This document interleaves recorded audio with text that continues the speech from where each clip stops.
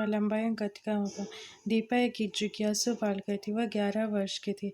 हरियाणा प्रांत के एक नगर में रहती थी। विद्यालय का नया सत्र आरंभ हो चुका। दीपा को विद्यालय के लिए नई वर्दी चाहिए थी क्योंकि उसका कद बढ़ गया था। उसकी माँ उसे कपड़े की दुकान पर ले जाती है। वह 2 मीटर कपड़े का टुकड़ा मांगती है। दुकानदार एक धातु के मापक छड़ से उस कपड़े को मापता है।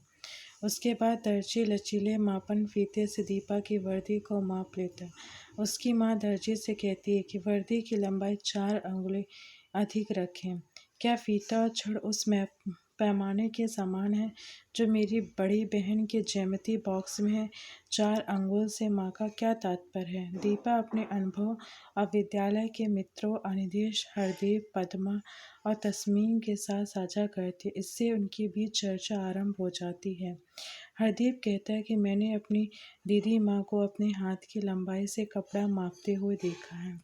क्या आपने कभी किसी किसान को अपने खेत की बकरियां बनाने के लिए खेत की लंबाई मापते हुए देखा? वह चलता जाता है और अपने कदमों की संख्या गिनता जाता है। पद्मा कहती, अरे कदम नहीं है, कभी कभी वे मापने के लिए अपने पैरों की पंजे की लंबाई का भी उपयोग करते। अनीश ने कहा। दीपा उत्साह से कहती है, शरीर के अंगों का उपयोग कर लंबाई मापना बहुत रोचक होगा। आओ हम भी शरीर के अंगों का उपयोग कर कुछ मापते हैं। हमें क्या मापना चाहिए? अच्छा आओ हम अपने कक्षा में रखे मेज की लंबाई में 10वीं के। तो पद्मा आगे बढ़ाते हुए कहती है, और इसको मापने के लिए हम शरीर किस अंग का उपयोग करेंगे? दीपा कहती है, हम हाथ के पंजे की चौड़ाई का उपयोग करते हैं। मैं देखती हूँ कि यह कैसे किया जाता है। मैंने अपनी माँ को इसका उपयोग करते हुए देखा कि वह इसे बलिष्ठ यंत्र कहते। हरदीप ने कहा, अच्छा आओ हम अपने आप को अंकित भी करते हैं। विद्यार्थी का नाम, वर्ष, संख्या। अनीस 13 से थोड़ा अधिक, पद्मा तस्मीन 13 से थोड़ा कम, दीपा 13 से 14 के बीच। पद्मा कहती है, अरे मेज की लंबाई के माप में हम सभी वर्षों की संख्या तो भिन्न भिन्न प्राप्त होती है। तब हम वर्षों मेज की लंबाई के बारे में क्या सकते, परंतु ये संख्याएं भिन्न क्यों होनी चाहिए? हरदीप विचार पूर्वक क्या पूछता है। तस्मी कहती, मुझे लगता है कि इसका कारण हमारे बलशीतों की माप अलग अलग होना है। अनीशा ने सुझाया, आओ इसकी जांच करते हैं। उन 5 ने अपने अपने बलशीत दृश्यों के साथ रखे और इस निष्कर्ष पहुंचे, लंबाई भिन्न भिन्न है। दीपा विचार पूर्वक कहती, संभवतः यही कारण है कि लोग किसी वस्तु की लंबाई मापने के लिए पैमाने या मापन फीता का उपयोग करते हैं। जब दीपा उसके साथ अपने अपने बलशीतों की लंबाई से मेज की लंबाई की तुलना करते, मेज की लंबाई बलशीतों की संख्या रूप में व्यक्त करते हैं। यहाँ मापन के लिए उपयोग में लाए गए बलशीत एक मात्रक यूनिट का उदाहरण, अतः लंबाई को 2 भागों में व्यक्त की जाती है। संख्या मात्रक, उदाहरण के लिए यदि मेज की लंबाई 13 बलशीत के समान 13 संख्या बलशीत मापन के लिए चुना गया मात्रक, तथ्य बलशीत उसके समान अन्य मात्रक से हाथ, पैर, मुट्ठी, उंगली लंबाई भिन्न भिन्न व्यक्तियों के लिए भिन्न भिन्न हो सकती है। अतः एक ऐसे मात्रक की आवश्यकता जिसमें अलग अलग लोगों द्वारा लिया गया एक लंबाई का माप एक समान हो। प्राचीन काल से ही भारत में मापन प्रणालियों का एक समृद्ध इतिहास रहा है। मापन प्रणाली का समृद्ध इतिहास रहा। भारतीय प्राचीन साहित्य में कुछ मात्रकों का वर्णन, जैसे अंगुल, बाह अंगुल, धनुष, आयोजन आदि, उनका उपयोग कलाकृति, वास्तुकला, नगर नियोजन में होता है। बढ़ई और दर्जी जैसे पारंपरिक शिल्पकार आज भी अंगुल का उपयोग करते हैं। सिंधु, सरस्वती, हड़प्पा सभ्यता के उत्खनन स्थल से प्राप्त अनेक वस्तुओं में रेखांकित चिन्ह पाए गए जो पैमाने हो सकते हैं। मानक मात्रा, संसार के विभिन्न भागों में समय समय से विभिन्न मात्रक प्रणालियां विकसित हुई, तथा जब लोग एक स्थान से दूसरे स्थान की यात्रा आरंभ की तब इससे बहुत भ्रम उत्पन्न हुआ। इसका परिणाम यह हुआ कि संसार के विभिन्न देश एक साथ आए और मापन के मानक मात्रक के विषय एकमत होने लगे, उन्हें अपनाने लगे। आज कल उपयोग में लाई जाने मात्रक प्रणाली को अंतर्राष्ट्रीय मात्रक प्रणाली अथवा SI इंटरनेशनल सिस्टम यूनिट और सच्चे मात्रक के रूप में जाना जाता है। लंबाई का SI मात्रक मीटर, इसका प्रतीक M है। 1 मीटर मापक पैमाना 1 मीटर M 100 के बराबर होता है, विभाजित किया गया, जबकि प्रत्येक भाग को सेंटीमीटर कहते हैं। संभवतः आप मीटर पैमाने के छोटे भाग से परिचित हैं। आमतौर पर 15 सेंटीमीटर होता है। सेंटीमीटर फिर प्लान दर्शाया गया है। 15 सेंटीमीटर पैमानों को ध्यान से देखिए और सेंटीमीटर 0 से 15 तक अंकें। दो बड़े चिन्हों के बीच के भाग की लंबाई 1 सेंटीमीटर, जैसे 1 2 के बीच और 5 से 6 के बीच। ध्यान दीजिए 1 सेंटीमीटर लंबाई के भाग को 10 बराबर भागों में विभाजित किया गया है। इन छोटों भागों में प्रत्येक की लंबाई को मिलीमीटर कहते हैं। हमें लंबाई को वह सबसे छोटा माना जिससे आप इस पैमाने का उपयोग कर सकते हैं। 1 सेंटीमीटर 101 सेंटीमीटर होता है। बड़ी लंबाई मापन के लिए बड़े मात्रक किलोमीटर का उपयोग करते हैं, जो 1000 मीटर के बराबर होता है। और छोटी लंबाई मापन के लिए हम छोटे मात्रक का उपयोग जैसे सेंटीमीटर, मिलीमीटर आदि। आपने कुछ पैमानों में अन्य प्रकार का अंकन भी देखा होगा। इन पैमानों में यह अंकन इंच होता है। 1 इंच 2.5 वो होता है। पहले के दिनों में लंबाई मापने के लिए इंच, फुट जैसे मात्रकों का उपयोग इनका उपयोग अभी भी कुछ लोग करते हैं। मान लीजिए कि हम सभी फिर से मेज की लंबाई मापते हैं, किंतु इस बार हम मीटर पैमाने का उपयोग करेंगे। क्या हमारे परिणाम अब भी भिन्न भिन्न होंगे? नहीं, लेकिन हमें सबसे पहले लंबाई मापन के लिए पैमाने का उपयोग करने की सही विधि सीखनी चाहिए।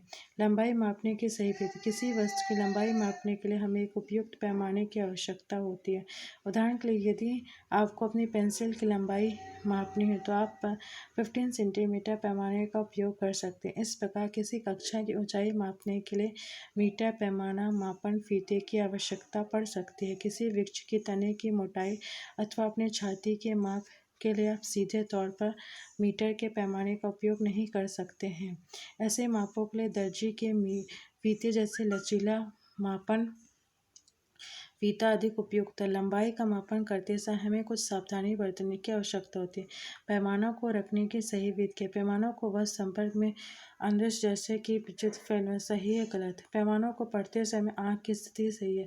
उदाहरण के लिए, यदि आप पेंसिल को पैमाने के साथ संरेखित कर इसका माप लेने का प्रयास करें तो आपकी आँख की स्थिति पेंसिल की नोक के ठीक ऊपर होनी चाहिए। यदि पैमाने सिरे टूटे हैं तो लंबाई का मापन कैसे? यदि किसी पैमाने सिरे टूटे संज्ञान स्पष्ट नहीं तब भी इसका उपयोग मापन के लिए किया जा सकता है।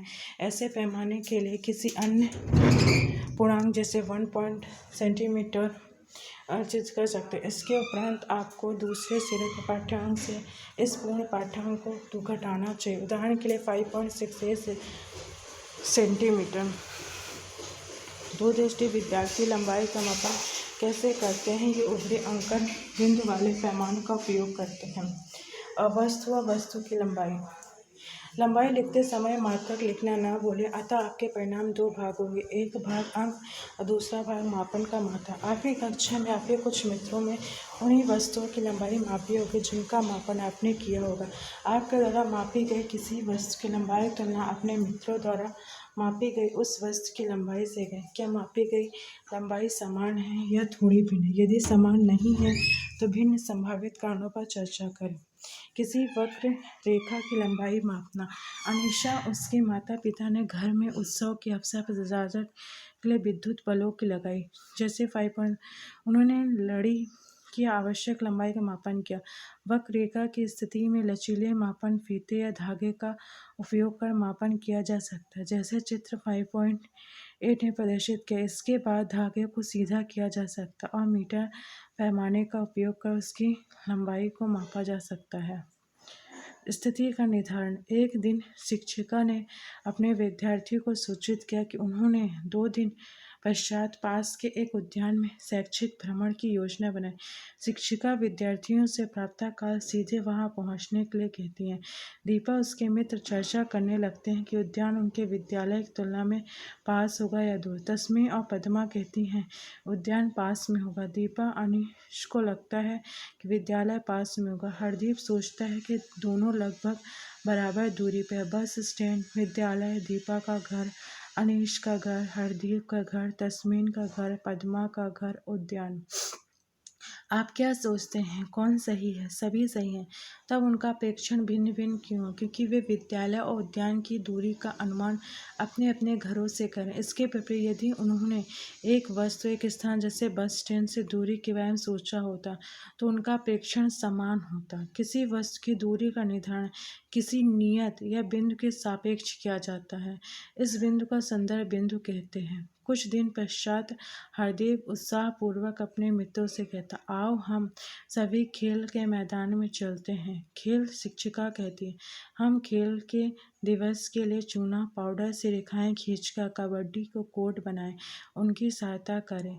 पद्मा, हमें अधिक लंबाई के मापन फीतों की आवश्यकता होगी, इसे खेल के कक्ष में लेते हैं। दीपा, आओ सबसे पहले मैदान में हम एक ऐसा बिंदु निश्चित करें जहां हम रेखाएं खींचने के लिए दूरी मापेंगे। इस बिंदु को हम अपना संदर्भ बिंदु कहते हैं। कुछ दिन के पश्चात पद्मा बस से अपने नाना नानी जी के मिलने के लिए दिल्ली जा रही थी। वह दिल्ली पहुंचने के लिए उत्सुक थी और सड़क के किनारे लगे किलोमीटर सूचक पत्थरों को पढ़ रही थी। 1 किलोमीटर सूचक पत्थर पर दिल्ली 70 किलोमीटर लिखा था। इसके पश्चात अगले किलोमीटर सूचक पत्थर पर दिल्ली 60 किलोमीटर लिखा था। प्रत्येक क्रमागत किलोमीटर सूचक पत्थर पर यह इंगित कर रहा था कि वह अपने नाना नानी जी के घर के निकट पहुंच रही थी। 1 किलोमीटर सूचक पत्थर क्या दर्शाते हैं? पद्मा यह निष्कर्ष कैसे निकाल पाती है कि वह अपने गंतव्य स्थान के निकट पहुंच रही है? 1 किलोमीटर सूचक पत्थर दिल्ली से उसकी दूरी को इंगित कर रहे हैं, अतः इस परिस्थिति में दिल्ली संदर्भ बिंदु। यह किलोमीटर सूचक पत्थर दिल्ली से 70 किलोमीटर दर्शाता है, जैसे कि 5.13 दिखाया गया। हम कह सकते हैं कि पद्मा की स्थिति 17 किलोमीटर दूरी पर है। जब किलोमीटर सूचक पर दिल्ली से 60 किलोमीटर लिखा हो तो पद्मा की स्थिति दिल्ली से 60 किलोमीटर दूरी पर है। क्या इसका तात्पर्य है संदर्भ बिंदु सापेक्ष पद्मा की स्थिति समय के साथ परिवर्तित हो रही है? किसी वस्तु की स्थिति एक संदर्भ बिंदु के सापेक्ष कब परिवर्तित होती है? क्या यह परिवर्तित होती है तब वस्तु गतिशील होती है। अपने पास की वस्तुएं देखिए और 5 गतिशील वस्तुओं की सूची बनाइए। अपने औचित्य तुलना विश्लेषण कीजिए कि कोई कैसा निर्णय ले सकता है। कोई वस्तु गतिशील है, इसलिए कोई वस्तु गति तब कही जा सकती है जब किसी संदर्भ बिंदु के सापेक्ष उसकी स्थिति समय के साथ परिवर्तित होती है। यदि किसी संदर्भ बिंदु के सापेक्ष किसी वस्तु की स्थिति में समय के साथ परिवर्तन नहीं होता है तो वह वस्तु स्थिर होती है। दीपा ने बस में अपने चारों देखा कि फिर ध्यान दिया कि सभी यात्री बैठे हुए हैं। उसने 1 मिनट बाद फिर अपने चारों देखा पाया कि वे अपनी सीट पर बैठे हुए। वह आश्चर्यचकित हुई कि क्या ये गतिशील। उससे निष्कर्ष निकाला, यात्रियों की स्थिति समय के साथ परिवर्तित नहीं हो रही, अंततः निश्चित ही ये स्थिर। तब जब उसने बाहर देखा तो उसने पाया कि वे गतिशील हैं, क्योंकि बाहर की वस्तुएं सापेक्ष उनकी स्थिति बदल रही है। संदर्भ बिंदु यह सुनिश्चित करने के लिए महत्वपूर्ण है एक वस्तु स्थिर है गति में। यदि दीपा स्वयं बस से संदर्भ बिंदु मानती तो यात्री स्थिर है, तथा वह बस से बाहर की ओर एक भवन से संदर्भ मानती। मान लीजिए कि आप पानी के जहाज पर यात्रा कर रहे हैं जो शांत समुद्र पर नियत चाल से सरल रेखा पर चल रहा है। यह भी मान लीजिए जहाज पे कोई खिड़की नहीं है। क्या कोई ऐसी विधि है जिससे आप यह सुनिश्चित कर सके जहाज की गति विराम अवस्था पे है?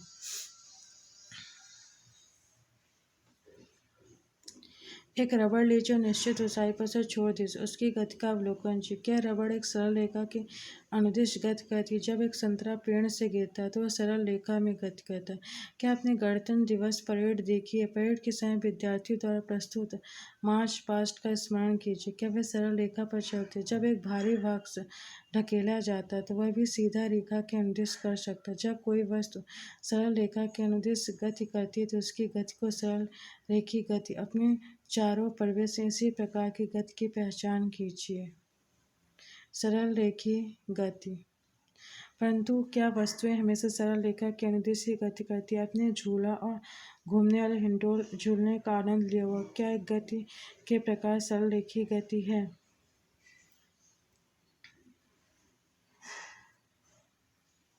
एक धागे के छोर पर रबड़ या आलू बांधिए और एक दूसरे हाथ पकड़े और घुमाइए। इसकी गति का अवलोकन कीजिए। क्या रबड़ की गति घूमने वाले हिडोल की गति के समान है?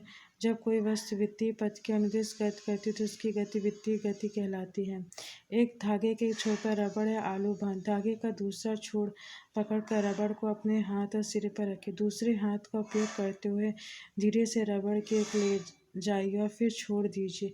क्या यह मध्य स्थिति इधर उधर गति करता है? क्या इसकी गति झूले की गति के समान है? जब कोई वस्तु किसी नियत स्थिति से इधर उधर गति करती है तब उसकी गति दोलन गति कहलाती है। लगभग 50 सेंटीमीटर लंबी धातु की पतली पट्टी लीजिए।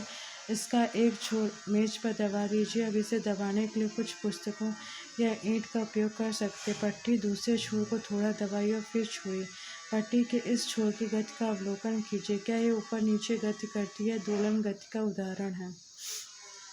यदि कोई वस्तु एक निश्चित समय अंतराल के बाद अपनी गति को दोहराती है तो उसकी गति आवर्ती गति कहलाती है। जब कोई वस्तु वृत्तीय गति में होती है तो वह बार बार वृत्तीय पथ के अनुदिश करती है। दोलन गति करती हुई वस्तु इधर उधर गति करते हुए अपनी गति का दोहराती है। वृत्तीय गति दोलन गति दोनों ही प्रकृति में आवर्ती गति होती है। और भी जाने चित्र 5 पर दर्शाए गए बच्चों को पार्क दिखाइए अथवा किसी बच्चों को पार्क में भ्रमण कीजिए। विभिन्न प्रकार की गति पर ध्यान दीजिए। उनकी सरल रेखीय गति, वृत्तीय या दोलन गति पर वर्गीकरण कीजिए। सभी गति सूचीबद्ध कीजिए कि आपने किस गति को विशेष वर्ग में क्यों रखा। इसका औचित्य बताइए। वस्तु, सरल रेखीय गति, वृत्तीय, दोलन गति, झूला, नियत बिंदु के इधर उधर आदि। सेंटीमीटर वृत्तीय गति, दूरी, किलोमीटर लंबाई, सरल रेखीय गति, मापन, मीटर, मिलीमीटर गति, दोलन गति, संदर्भ, लंबाई के सही मात्रक, वर्गीकरण करना, खोज करना, पहचान करना, जांच करना, औचित्य बताना, अवलोकन करना। धन्यवाद।